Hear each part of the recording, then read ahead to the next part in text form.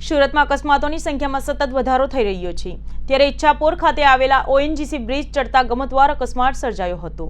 Car અને છોટા હાથી વચ્ચે સર્જાયેલા અકસ્માતમાં 4 કામદારો ઈજાગ્રસ્ત થયા હતા, જેમાં કાર અને છોટા હાથી વચ્ચે આવી ગયેલા કામદારનું મોત નીપજ્યું હતું। વીએનએસજીયુમાં અફઘાનિસ્તાનના 38, બાંગ્લાદેશના 2 વિદ્યાર્થીઓ સહિત કુલ 53 વિદેશી વિદ્યાર્થીઓ અભ્યાસ કરે છે, જે યુનિવર્સિટીના વિવિધ ફેકલ્ટીમાં અભ્યાસ કરી રહ્યા છે અને હોસ્ટેલોમાં રહે છે।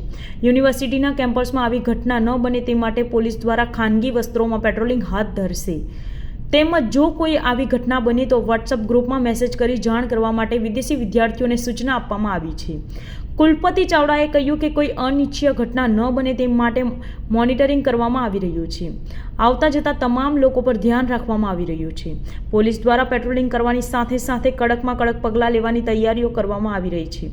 સંકલન પણ કરવામાં આવી રહ્યું છે। ગુજરાત યુનિવર્સિટી અને સુરત શહેર માન્ય પોલીસ કમિશનર સાહેબના નેતૃત્વની અંદર એમની ટીમ અને આપણું વહીવટી તંત્ર જરૂરી મોનિટરિંગ ટીમ અને સાદા દેશની અંદર પોલીસ વ્યવસ્થા તંત્ર ગોઠવીને આપણી યુનિવર્સિટીની અંદર 53 જેટલા વિદેશી વિદ્યાર્થીઓ અભ્યાસ કરી રહ્યા છે।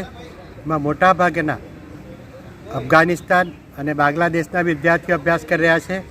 આ વિદ્યાર્થીઓ ગર્લ્સ હોસ્ટેલ અને બોયઝ હોસ્ટેલ, લાઇબ્રેરી અને જ્યાં જ્યાં અભ્યાસ કરી રહ્યા છે ત્યાં પણ અમારી મોનિટરિંગ ટીમ અને પોલીસ તંત્રની ખાનગી ટેસ્ટની ટીમ ગોઠવી દેવામાં આવી છે। આ ઉપરાંત અમારા જે મુખ્ય દરવાજાઓ છે અને જ્યાં અવર જવર થાય છે એ તમામ જગ્યાએ પણ અમારી મોનિટરિંગ ટીમ અને પોલીસ તંત્ર દ્વારા જરૂરી વ્યવસ્થા કરવામાં આવી છે।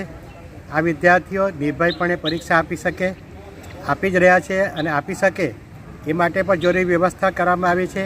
એમનું વોટ્સઅપ ગ્રુપ પણ બનાવવામાં આવ્યું છે, જેથી તરત જ અમને એની માહિતી મળી શકે અને કોઈપણ પ્રકારની અપ્રિય ઘટના ન બને તેને માટે જરૂરી સંકલન પણ કરવામાં આવી રહ્યું છે અને કંઈ ઘટના બને તો તાત્કાલિક કડકમાં કડક પગલાં લેવા માટેના આદેશો પણ જારી કરી દેવામાં આવ્યા છે અને અમારી પોતાની પણ ખાનગી સિક્યુરિટી ટીમ જરૂરી સંકલન કરી રહી છે।